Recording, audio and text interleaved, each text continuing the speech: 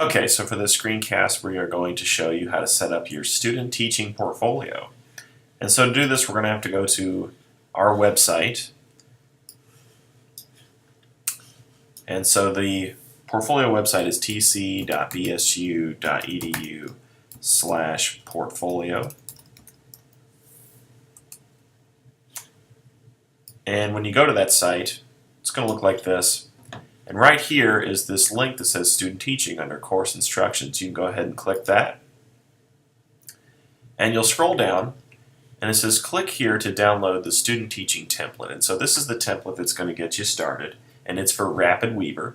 And so you'll just go ahead and click that. And you'll see it download and go into your Downloads folder.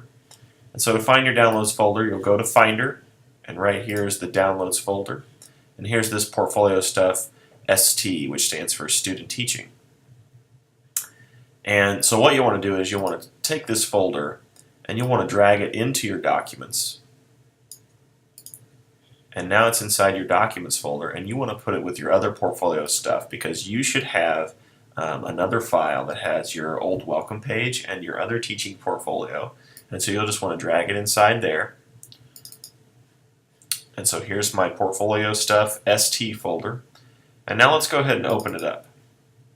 And here's this file, this RapidWeaver file that says ST Portfolio, Student Teaching Portfolio. Let's click that. Okay. So here's what the template looks like. And you've got several pages over here. First of all, there's your home page. And your home page is what is going to have your demographics info. And so you are going to type in your demographics info in this white space. This page is your philosophy page. It will have your philosophy of education. This page right here is your artifacts page. And this is kind of the home page. It has the 10 in-test principles. And if you click this little arrow, it's going to give you a drop down. Okay? And so you'll have your 10 in-test principles, and there will be 2 artifacts for each one of these principles. Okay? If you scroll down, you have your weekly goals page where you'll post your weekly goals. Your LAMP unit page. So eventually when you're all done, you'll have a LAMP unit that's a PDF. You'll put it right here. Your observations page, and then an optional page is the video analysis. Okay, and on our website we have in detail what is covered here. But first we just need to get this page set up. So the first thing we want to do is pick a theme. Down here, if you click the little edit slider, it'll show you what the page is going to look like. Okay, so this is the theme that's currently selected. If we go to themes now, and we select a different theme, it'll change the way the website looks. So pick a theme that works well for you and looks good.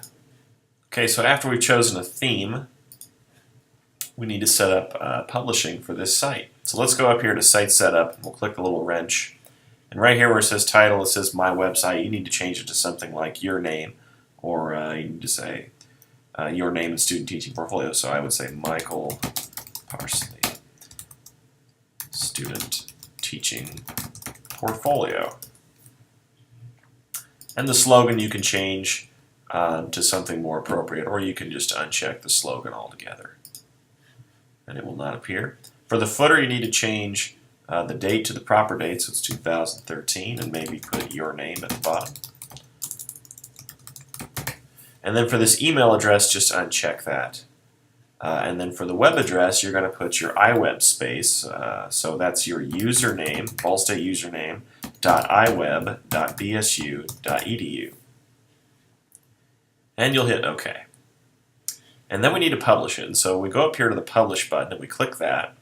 And you're going to get this that says, this document has unsaved edits. Do you want to save it first? And you're going to say OK. And it's going to save it, and it's going to bring up the publishing settings. And so for your server, you need to put your iWeb space again, your username, .iweb.bsu.edu. And for your username, you'll just put your Ball State username, and your password is your Ball State password. And then for the path, we need to put ST Portfolio. And that's the path that's going to be what you'll type in the URL when you want to go to this site. And so you'll hit Publish. And when you get this green check mark, you're good to go and you're all published. So let's talk for a minute about the requirements of your student teaching portfolio. If you're looking at our website and you go to Student Teaching Resources, let's go ahead and click that. Right here, there's a link that says Student Teaching Basic Requirements. And so if you click that link and you scroll down, you've got the parts that are required for your digital portfolio. The first one is your introduction to your demographics page, which we showed you, that's your home page. And the next portion are your in-task pages. And so for your in-task pages, you have 10 separate pages, and you need 2 artifacts per principal. Okay, and depending on your instructor, your in-task 5 might have 2 separate pages. So get with your instructor about in-task 5. Each artifact, there should be a brief description of the artifact and an analysis of what you learned, and then how this artifact demonstrates your competence on the in-task principle. And so you need 10 pages, which are already set up in the template, and each in-task page should have 2 artifacts. The next portion is your LAMP unit, and if you need to know more information about the LAMP unit, click here on this link, and there are lots of instructions on how to create your LAMP unit and what that is. And the fourth piece is the in-task evaluation instrument. Okay, and this is actually found in RGrade. And so below here we have examples of possible in-task artifacts, and so you might want to look through these and just get an idea of what is going to be required of you for creating your artifacts.